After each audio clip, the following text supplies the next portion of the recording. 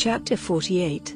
Now after these things, word came to Joseph that his father was ill, and he took with him his sons Manasseh and Ephraim. And when they said to Jacob, "Your son Joseph is coming to see you," then Israel, getting all his strength together, had himself lifted up in his bed. And Jacob said to Joseph, "God, the ruler of all, came to me in a vision at Luz in the land of Canaan, and gave me his blessing, and said to me, 'Truly, I will make you fertile and give you increase and will make of you a great family of nations. And I will give this land to your seed after you to be their heritage forever.' And now your 2 sons who came to birth in Egypt before I came to you here, are mine. Ephraim and Manasseh will be mine, in the same way as Reuben and Simeon are. And any other offspring which you have after them, will be yours, and will be named after their brothers in their heritage. And as for me, when I came from Paddan, death overtook Rachel on the way, when we were still some distance from Ephrat, and I put her to rest there on the road to Ephrat, which is Bethlehem." Then Israel, looking at Joseph's sons, said, "Who are these?" And Joseph said to his father, "They are my sons, whom God has given me in this land." And he said, "Let them come near me, and I will give them a blessing." Now because Israel was old, his eyes were no longer clear, and he was not able to see. So he made them come near to him, and he gave them a kiss, folding them in his arms.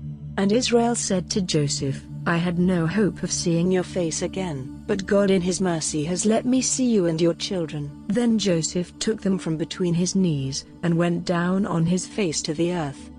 Then taking Ephraim with his right hand, Joseph put him at Israel's left side, and with his left hand he put Manasseh at Israel's right side, placing them near him.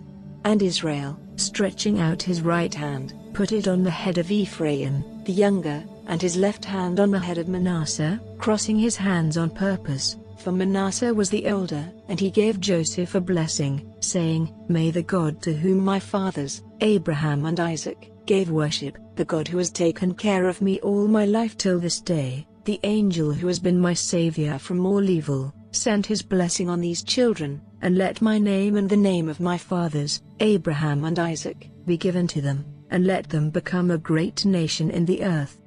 Now when Joseph saw that his father had put his right hand on the head of Ephraim, it did not seem right to him, and lifting his father's hand he would have put it on the head of Manasseh. And Joseph said to his father, "Not so, my father, for this is the older, put your right hand on his head." But his father would not, saying, "I am doing it on purpose, my son. He will certainly become a nation and a great one, but his younger brother will be greater than he, and his seed will become a great family of nations." So he gave them his blessing that day, saying, "You will be the sign of blessing in Israel. For they will say, 'May God make you like Ephraim and Manasseh,'" and he put Ephraim before Manasseh. Then Israel said to Joseph, "Now my death is near, but God will be with you, guiding you back to the land of your fathers. And I have given you more than your brothers, even Shechem as your heritage, which I took from the Amorites with my sword and my bow.